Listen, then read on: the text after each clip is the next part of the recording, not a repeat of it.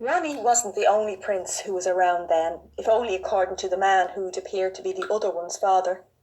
They were into Elvis down in Conroy's. Well, some of them were anyway, and they played him all the time, which was all very well, except for their singing along.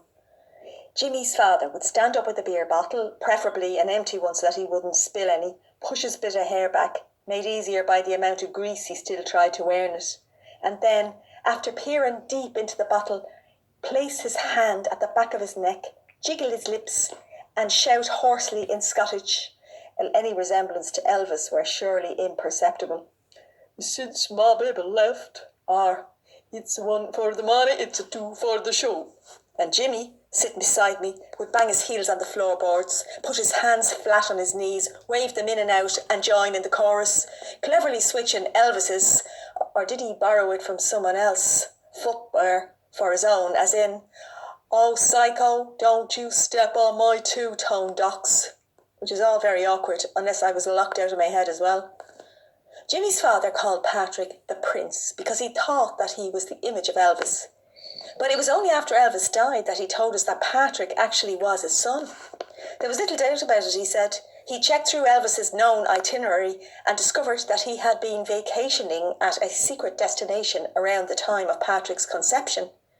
And as Patrick's mother had been leaving home most evenings then to, supposedly, tend to her own sick one, as he put it himself, "Ye wouldn't have to be friggin' Ian Steen to work that one out."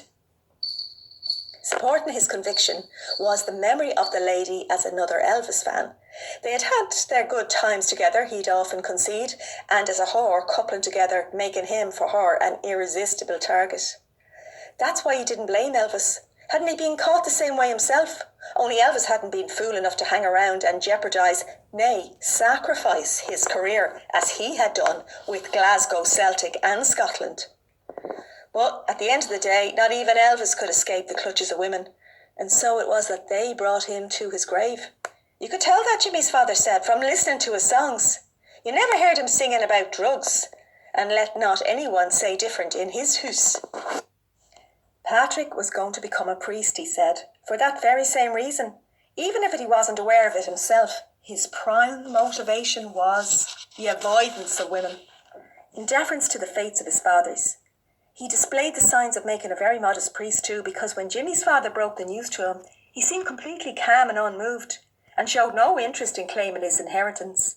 Well, that is, if bastards had any rights in Elvis's part of the world.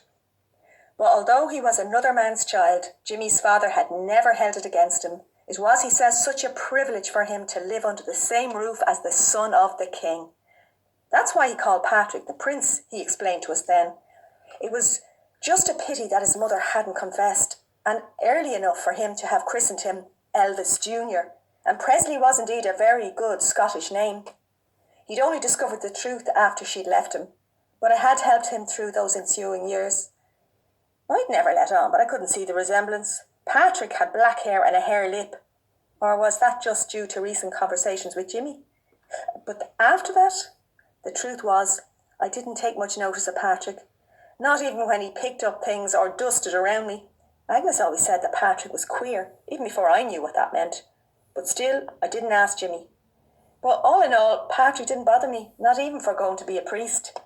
I couldn't imagine him as the usual type, telling you what you could and couldn't do and insisting on being called father. No one could seriously call Patrick that. And anyway, I thought about it and decided that in my fight against the other prince, it might be no harm to have a priest in my corner.